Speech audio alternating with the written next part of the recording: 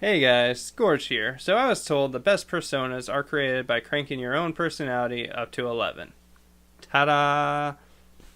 Anyway, this time I'm reviewing Kingdom Hearts. So, if you enjoy the video, please like and subscribe.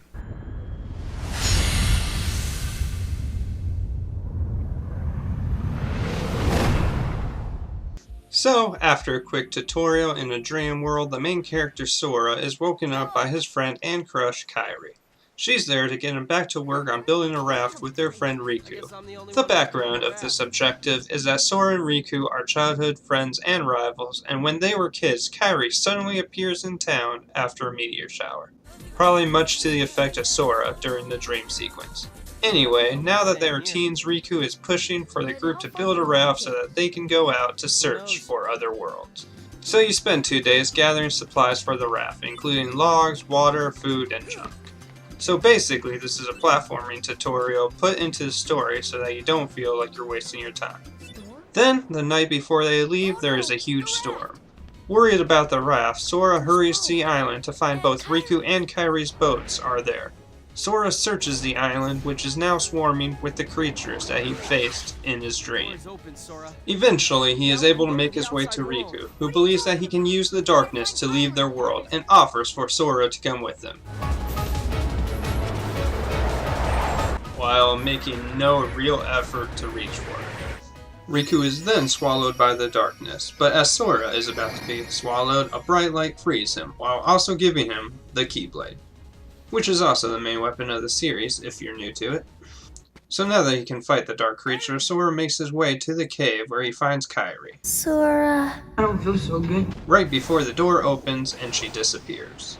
Oh yeah, I never mentioned the door. There's a door on the island that has sat there in the cave for all of Sora and Riku's lives. No knobs or handles, just a door that couldn't be opened until this night in which a keyhole appears. Now that you're up to speed, the door opens, the island is destroyed, there's a boss battle, blah blah blah, end scene. Around this time, Donald and Goofy are in Traverse Town looking for the key wielder as their mysterious king has ordered. They look up to see a star disappear. At the same time, Sora appears in the back alley of the town, since sometimes strong hearts can survive their world being destroyed. After a bit of wandering around the town, Sora is found by Yuffie and Leon, while Donald and Goofy are found by the Dead One from Final Fantasy VII. It is at this point that it is finally explained that the shadow creatures are called Heartless, born from the darkness of people's hearts.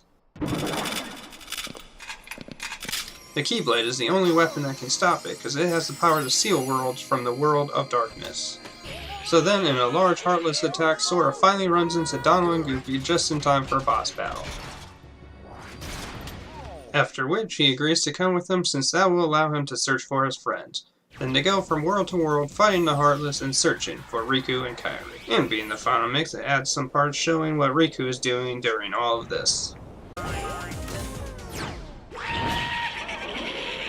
Kingdom Hearts is an odd game that has no reason to work, as it matches many of the Disney worlds with aspects of Final Fantasy. Although Kingdom Hearts has characters like Cloud and Leon, none of the worlds can be claimed as fantasy worlds. Sure, there are original worlds that have the Final Fantasy feel, but you're not exactly going to Spira. The character designs are great, with all the Disney characters having their cartoony charms and fantasy characters being tweaked enough to fit in these worlds, and Riku, Sora, and Kairi acting as the bridge between the styles. Although I think they went a little overboard with the clown feet. Sora makes Goofy's feet look small. Although some of the worlds will align with their movie plots, the story being told in each of the worlds are unique to Kingdom Hearts. Kingdom Hearts is an action RPG focused on you fighting and leveling up. Leveling up will allow you to unlock abilities that will completely change up the combat, and works very similar to the badge system of Paper Mario. Although I don't really recall understanding the ability system as a kid, and I also don't remember having any real problems completing the story.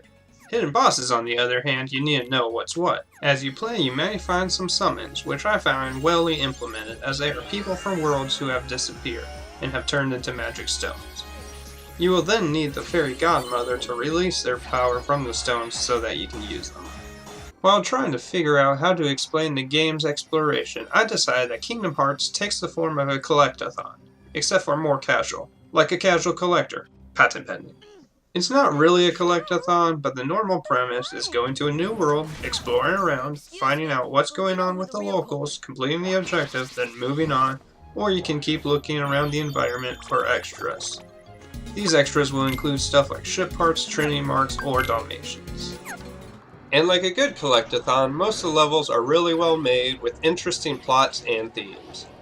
Then there's water levels. That's kind of a joke, but the world of the Little Mermaid can kinda go die in a corner. It's one of the last worlds you'll visit, and underwater they take away all your combat abilities while implementing an irritating movement system. Although the worst part of the game is the behemoths. You first run into one of these as a world boss and is a clear sign that you are in the home stretch. Then you're going to fight it 3 more times in the next 2 hours. Are these fights difficult? No. Does it have huge amounts of health while only having one hard-to-reach spot to hurt it? Yes. Does it give you far too little experience for the amount of time it takes to fight it? Yes. 3 of the 4 times they were placed, were they in spots that any enemy could have been used? Again, yes. So basically, they just added these 3 long, drawn-out parts with very little payoff just to piss off people at the end of their games. But after you're done dealing with those annoyances, there are tons of optional bosses in the endgame, such as Hades, the Phantom, and Sephiroth.